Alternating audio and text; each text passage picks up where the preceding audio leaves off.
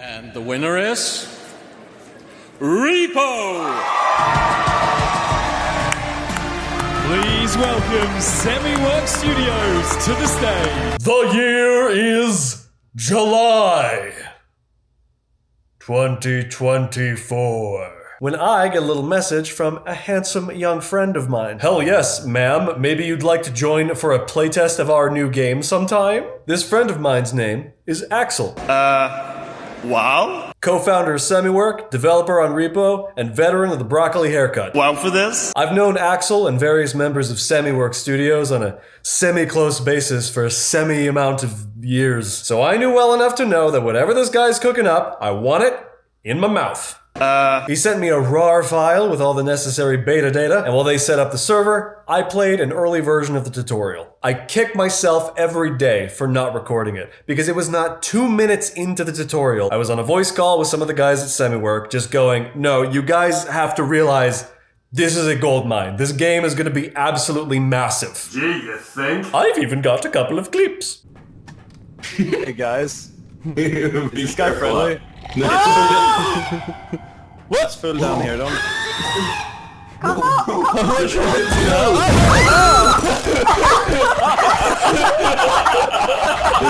And you can turn it on and then put it back in your inventory to scare other people. Oh yeah. You should try that. I don't want to try it at you right now. Okay, yeah. I don't want it to be scared, but this is a missile. No, it's actually it's a sample. Oh no! Hey, Boy, helvete! sorry, Christopher. Yeah. You were supposed to put it back in your inventory. Oh nej.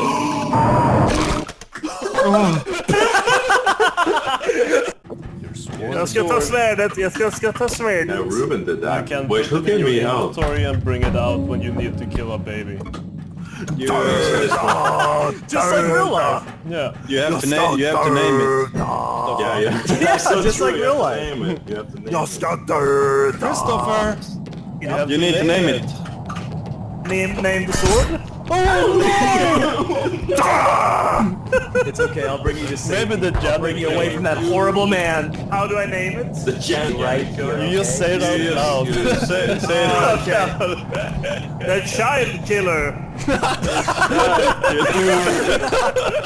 Dun, dun, dun, dun, dun, dun. You're going in the hole now. We gotta get burned! No.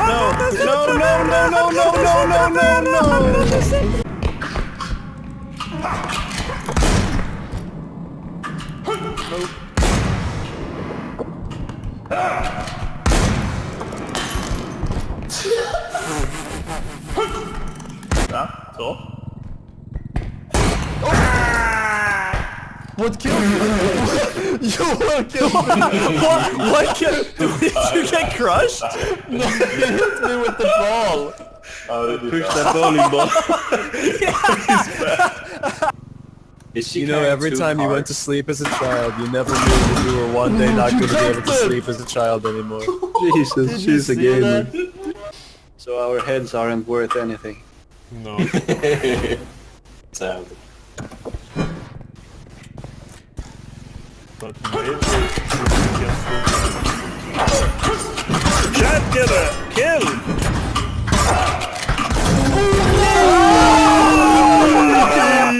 Oh, you were doing so well. There is definitely some normalizing issues though. Maybe as foreign noise. Yeah, there's gonna be like a threshold for that. Christopher, say something.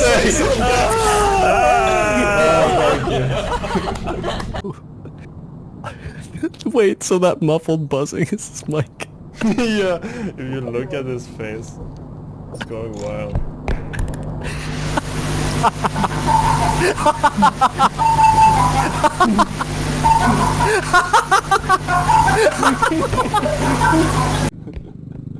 Oh no, everyone's dead. Just me one now.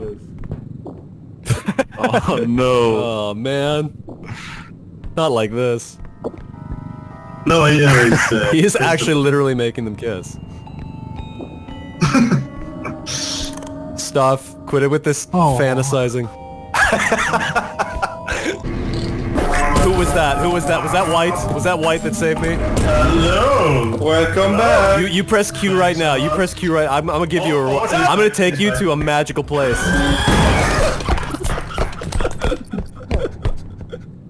There's a guy. There's a man. There's a dude. There's a friend. There's person. Damn it! Nay! Oh, hey.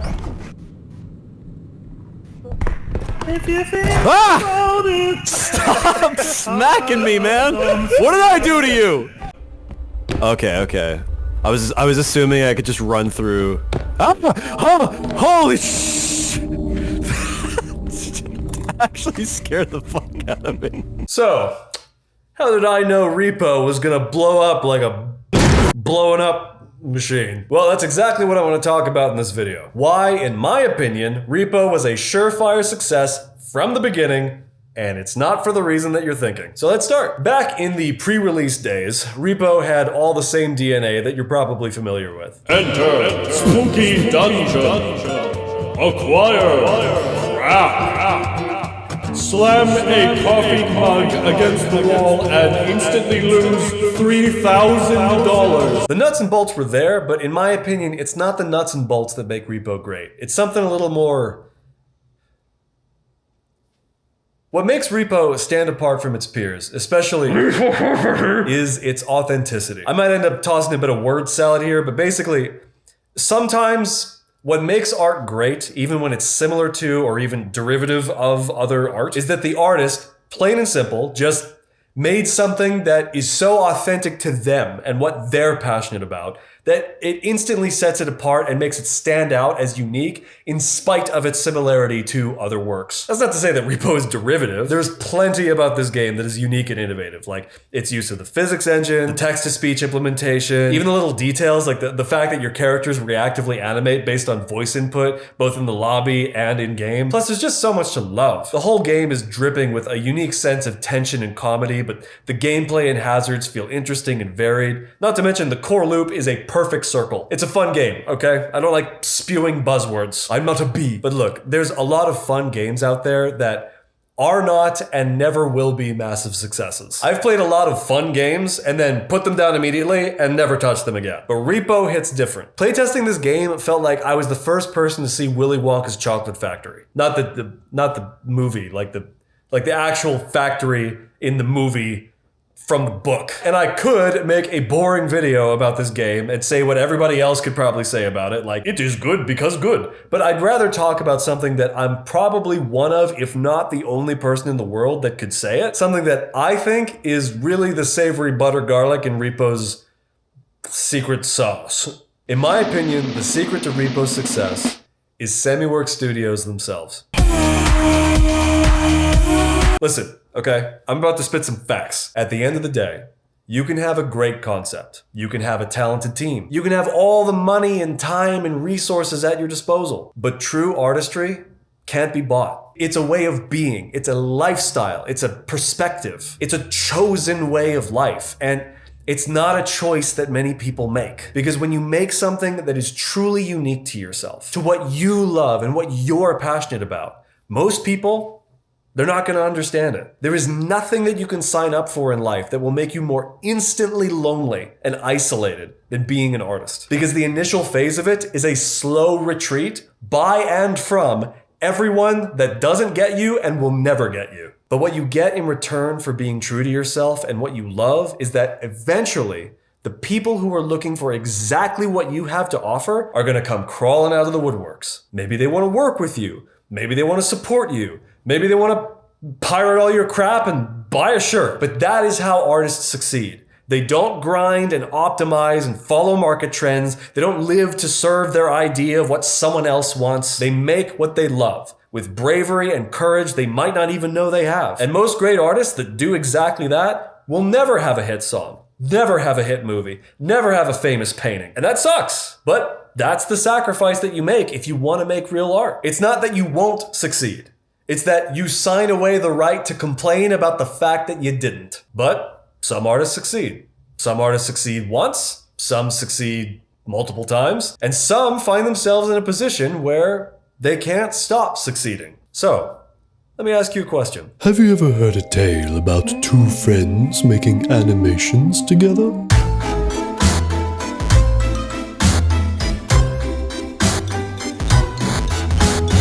I've known two of the co-founders of Semiwork for going on 11 years now, Axel and Walter. Today we're gonna set up our new whiteboard, because we're planners now. Game developers plan before they develop. I met them back when they were making incredible animations under the name ThunderHumor, in a Discord server that they were running under the same name. At the time, I was just a fan, trying to meet a couple of my favorite creators. But let me tell you, these guys were some of the most warm, inviting people I have ever met. I cannot emphasize enough that even though these guys hardly knew a thing about me, over the years, they have been incredibly gracious and helpful to me in ways I still can't believe looking back. They helped me make videos, they invited me to their development streams back in the Voidigo days. In fact, I finally get to tell this story.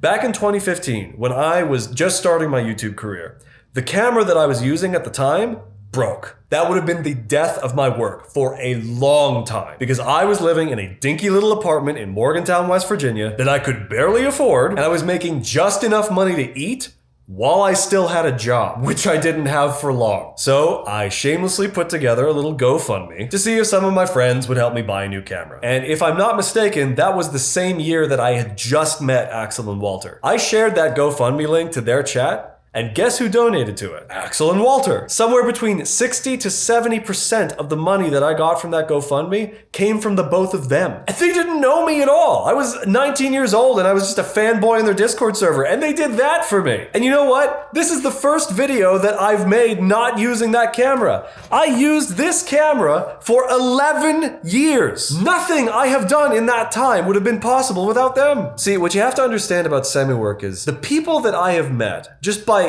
lingering on the periphery of the circle of influence that these guys have, is that they are some of the most wonderful people I have ever come across. It's not just Axel and Walter. I have had the deep pleasure of getting to meet and hang out with a good handful of what would become Semiwork Studios, and I have very similar things to say about all of them. Man, they are so...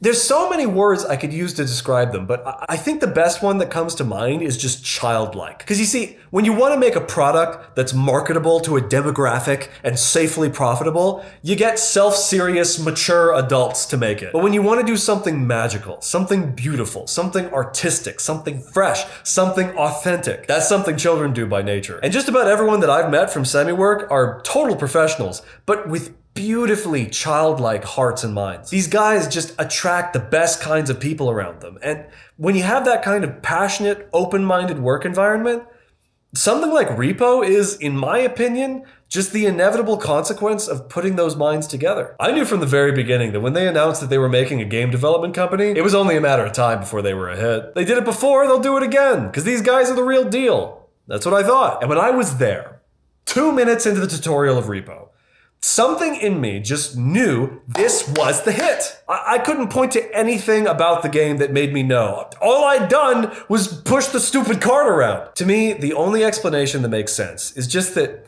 after appreciating these guys' creative projects for so long, I could feel the direction of this game. I could see the vision playing out, and I just knew it was gonna work. I didn't know how well, I certainly didn't expect it to be the instant success that it was, but I knew this was gonna be one of those games that I was gonna be recommending to everyone. I think anybody can play R.E.P.O and know that it's a good game, but I think the unique perspective that I can bring to the table is not as a playtester of their game, but as a professional people watcher that has been close enough to the people at Semiwork to tell you that, emphatically, R.E.P.O is not a good game just because it's a good game. It is good art because it's being made by a team of great artists. I don't know how to say it any other way than, if you're the kind of person like I am that is always hoping that some indie game development studio is going to swoop in and be the good guys of the gaming industry, these are those good guys. I don't say that as their friend. I don't say that as their employee, because I'm not,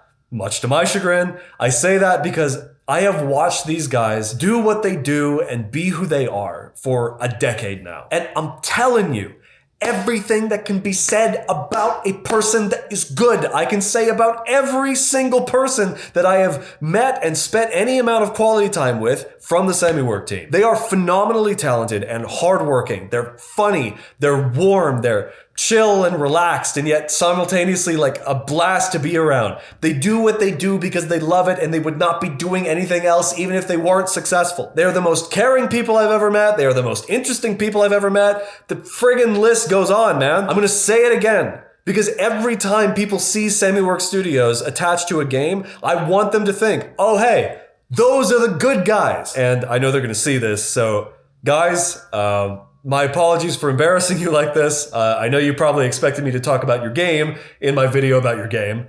But all I really want to say, and I mean this from the bottom of my heart, I always believed in you. Your game is good and it deserves to be popular, but its popularity is irrelevant to me because I haven't seen anything any of you have made ever that I would call a dud. I remember Kill Fun, yeah, I thought it was great. I still think it's great. You guys have been nothing but uphill in my book. And I have to say, one of the most gratifying and validating things for me is just seeing the world recognize you the way that I always saw you. You never made art that wasn't worthy of fame. It's just that the world finally decided to stop denying you the spotlight. The only thing I have to say now is, man, I wish my life hadn't been so turbulent and chaotic over the past 10 years, because I would have loved to have spent even more time around you all. But I digress. The glazing session has gone on a bit long. I want to thank the folks at Semiwork that know who they are for being a friend. And I want to thank Axel in particular for asking me to be a part of the playtest.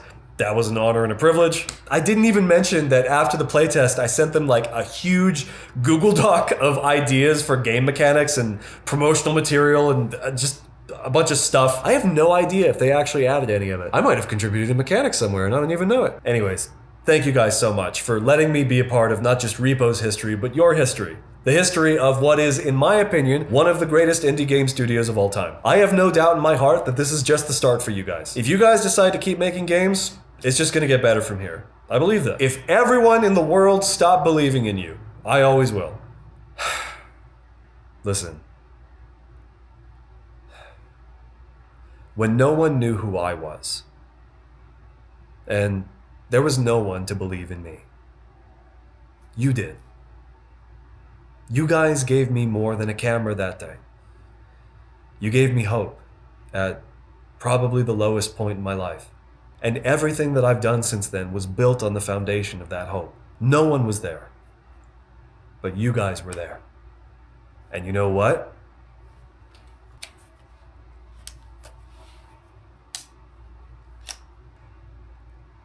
That's what good guys do.